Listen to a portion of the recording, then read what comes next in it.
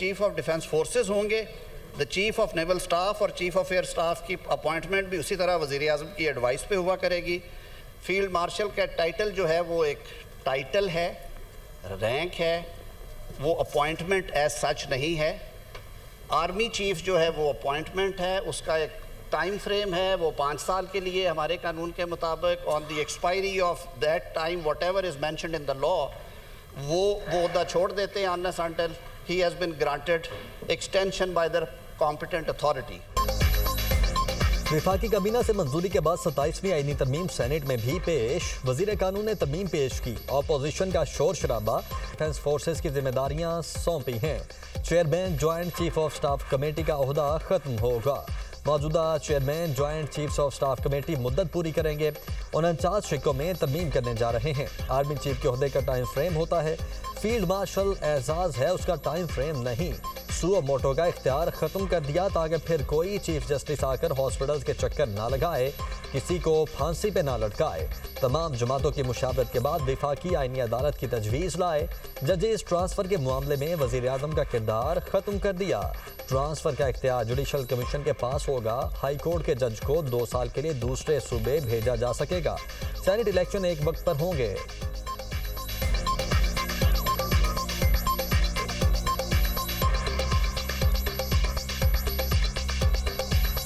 के ये बात करूंगा कि सुओ मोटो का इख्तियार ख़त्म किया है हमने। 184(3) को ख़त्म नहीं किया, उसको सिर्फ वहाँ से उठा के कॉन्स्टिट्यूशनल कोर्ट के चैप्टर में ले गए हैं। 186 ख़त्म नहीं किया, उसको उठा के हम ले गए हैं उस रेलिवेंट चैप्टर में। सुओ मोटो का इख्तियार हमने ख़त्म किया है ताकि फिर कोई चीफ जस्टिस आके लोगों को बेलिबास ना करे, हस्पतालों में छापे ना मारे, वज़ीर आज़मों को घर ना भेजे, वज़ीर आज़मों को सूलियों पे ना लटकाए। मेरी रिक्वेस्ट ये होगी कि ये कॉन्स्टिट्यूशनल अमेंडमेंट है और लगता ये है कि गवर्नमेंट को भी और दूसरी उनकी इत्तेहादी जमातों को भी जल्दी है बहुत। मैं ये कहना चाह रहा था सर कि ये एक प्रोसेस हमें अभी मिला है, ये ड्राफ्ट, जिस तरह अलामा साहब ने भी फरमाया, हमने तो एक लफ्ज़ नहीं पढ़ा अभी तक। तो ये एक ब्लाइंड साइड आप अपोजिशन को ना करें, जो लॉ मिनिस्टर साहब कह रहे हैं कि मैं एक मफहूम बताऊंगा और फिर उसके ऊपर हम डिबेट करें।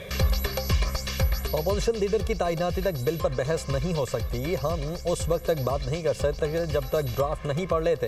कायदे के खिलाफ की नशिस्त खाली है, शायद हुकूमत को तरमीम की बहुत जल्दी है। पूरे ईवान पर मुश्तमिल कमेटी कायम करें। PTI के सेनेटर अली जफर का ईवान में इज़हार ख्याल। अल्लामा राजा नासिर अब्बास ने कहा, हुकूमत तरमीम लाना चाहती थी तो अपोजिशन को पहले क्यों नहीं बताया। आईनी तरमीम के लिए क्या जल्दी है, इस पर इत्तेफाक राय ज़रूरी है। सेनेटर अहमद वली का कहना है कि अवाम की बेहतरी के लिए हुकूमत नया कानून लाती है, बहस में शिरकत लाजमी है। जो गुजारिशात और तजावीज़ सामने आई हैं खुलकर हिमायत करते हैं। नायब वज़ीर आज़म इसहाक डार ने सेनेट में इज़हार ख्याल करते हुए कहा कि तकरीरों से नहीं, अपोजिशन लीडर का तकर्रुर चेंबर से होगा। अली जफर ने कहा, हाउस को कमेटी में तब्दील किया जाए। मैंने कहा था पहले तरमीम को सेनेट में लेकर आएंगे, यहाँ तमाम अरकान को बोलने का हक है।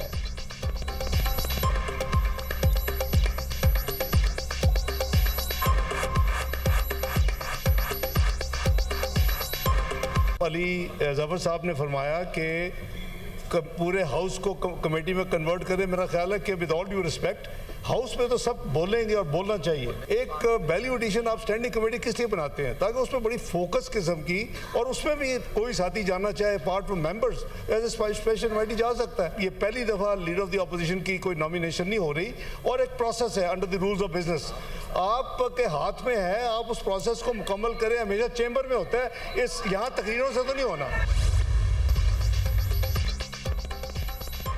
हुकूमत का आइन के आर्टिकल 243 में तब्दीली का फैसला। 27वीं तरमीम का मुजवजा मुसवदा सामने आ गया। बिल के मुताबिक army chief chief of defence forces होंगे।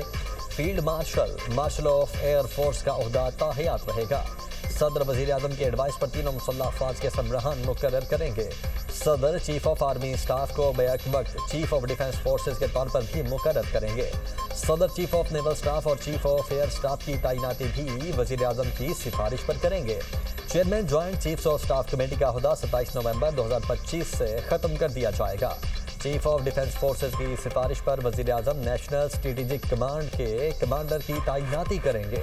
वफाकी हुकूमत को इख्तियार होगा किसी अफसर को field marshal, marshal of the air force, admiral of the fleet के ओहदे पर तरक्की दे। मुसव्वदे के मुताबिक field marshal, marshal of the air force और एडमिरल ऑफ द फ्लीट को ताहियात, वर्दी और मुराद हासिल होंगी। आला ओहदे रखने वाले अफसरान कौमी हीरोज करार दिए जाएंगे।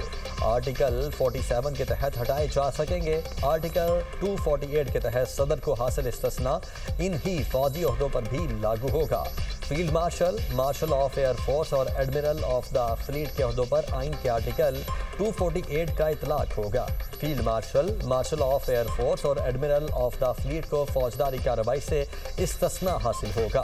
Field marshal, admiral of the fleet और मार्शल ऑफ एयर फोर्स को आर्टिकल 47 के तहत सिर्फ पार्लियामेंट ही हटा सकेगी। तीनों ओहदेदार अपने उमूर की इंजामदही में अदालत को जवाबदेह नहीं होंगे। तीनों ओहदेदार आईनी तौर पर कानूनी कार्रवाई से महफूज रहेंगे।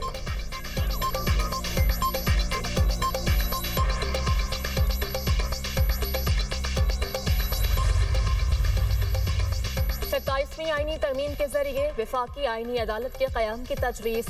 वफाकी आईनी अदालत का सदर मुकाम इस्लामाबाद होगा। सुप्रीम कोर्ट से अलहदा नई वफाकी आईनी अदालत कायम करने के शिक। चीफ जस्टिस वफाकी आईनी अदालत की मुद्दत मुलाजमत 3 साल मुक़र्रर। वफाकी आईनी अदालत के जज 68 बरस की उम्र में रिटायर होंगे। आईनी अदालत को वफाक और सूबों के दरमियान तनाज़ात सुनने, आईनी तशरीह और बुनियादी हुकूक से मुतल्लिक मुकदमात का दायरा इख्तियार होगा। सुप्रीम कोर्ट के आईनी इख्तियारात महदूद, नई अदालत को मुंतकिल। आर्टिकल 175A में जजेस तकर्रुरी के लिए नया तरीक़ाकार तजवीज़। जुडिशल कमीशन में वफाकी आईनी अदालत और सुप्रीम कोर्ट दोनों के चीफ जस्टिस शामिल। वफाकी आईनी अदालत और सुप्रीम कोर्ट के फैसले एक दूसरे पर लाजिम नहीं होंगे। आईनी अदालत का एडवाइजरी दायराकार भी मुतय्यन किया जाएगा। सुप्रीम कोर्ट या आईनी अदालत में तकर्रुरी से इनकार पर जज रिटायर तसव्वुर होगा।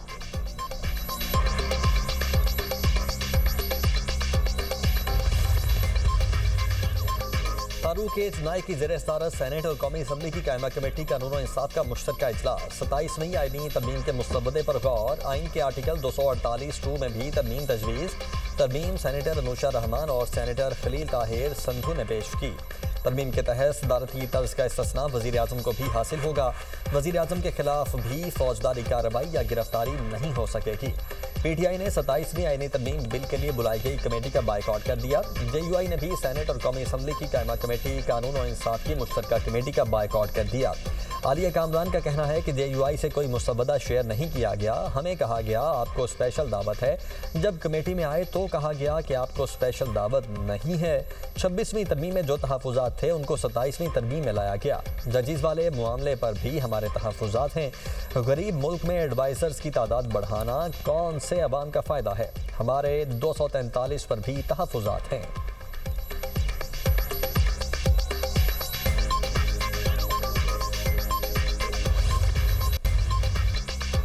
मुल्क के वसी मफाद में 27वीं आईनी तरमीम के लिए सब ने मिलकर कोशिश की। 27वीं आईनी तरमीम पर नवाज शरीफ को एतमाद में लिया और उनसे रहनुमाई हासिल की। वज़ीर-ए-आज़म शहबाज शरीफ की काबीना इजलास में गुफ्तगू। कहा सदर मुमलिकत आसिफ अली ज़रदारी को भी तरमीम के हवाले से एतमाद में लिया।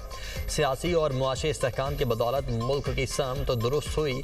पाकिस्तान की तरक्की और खुशहाली के लिए सबको मिलकर काम करना है।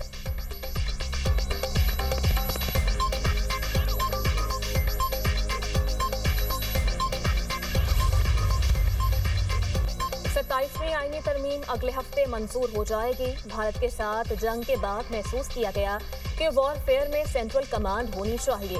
सेंट्रल कमांड का क़याम अमल में लाया जा रहा है। NFC से मुताल्लिक तरमीम को फिलहाल मौखर कर दिया गया। वफाकी वज़ीर राना तनवीर हुसैन की गुफ्तगू।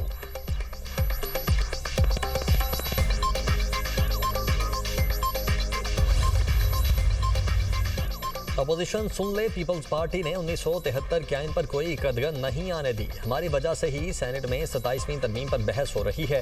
पीपल्स पार्टी मिसाक जमहूरियत पर खड़ी रही। जमहूरियत जितनी वाज़ेह हो उतना बेहतर होगा।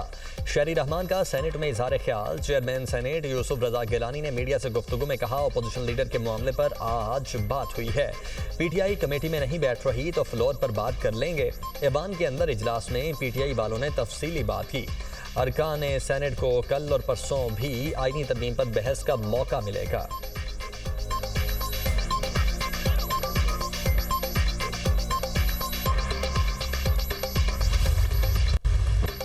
पाकिस्तान और अफगानिस्तान के दरमियान इस्तांबुल में होने वाले मुज़ाकरात में डेडलॉक।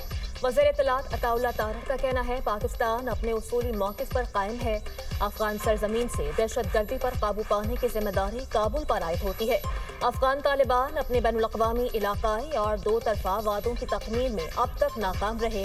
पाकिस्तान अफगान तालिबान हुकूमत के ऐसे इक़दामात की हिमायत नहीं करेगा जो अफगान अवाम या पड़ोसी ममालिक के मुफाद में ना हो।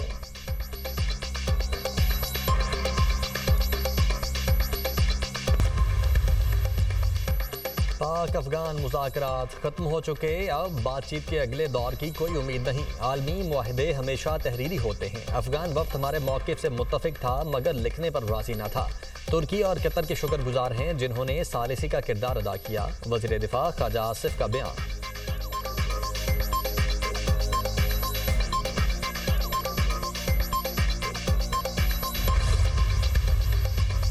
4 अक्टूबर एहतजाज का केस, अलीमा खान और उज़मा खान के वारंट गिरफ्तारी जारी।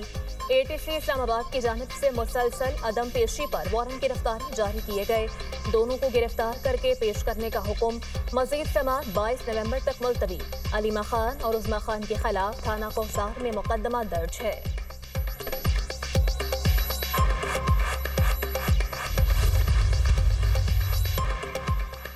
पंजाब में स्मॉग का जोर, लाहौर में औसतन AQI 161 रिकॉर्ड। लाहौर का फ़ज़ाई आलूदगी में दुनिया में 6 नंबर। नई दिल्ली फ़ज़ाई आलूदगी के एतबार से दुनिया में सर फहरिस्त, AQI 243 तक पहुँच गया।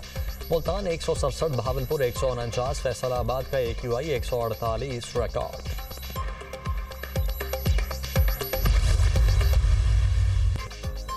आठ जंगें रुकवा चुका हूँ, यूक्रेन जंग भी जल्द खत्म होगी। अमेरिकी सदर डोनाल्ड ट्रंप पर उम्मीद, कहते हैं रूसी सदर बिडेन से मुलाकात के लिए बातचीत जारी है। अमेरिकी फौज रोमानिया में मौजूद रहेगी, पता नहीं शटडाउन कब तक खत्म होगा। इसके जो भी नताइज हुए डेमोक्रेट्स जिम्मेदार होंगे।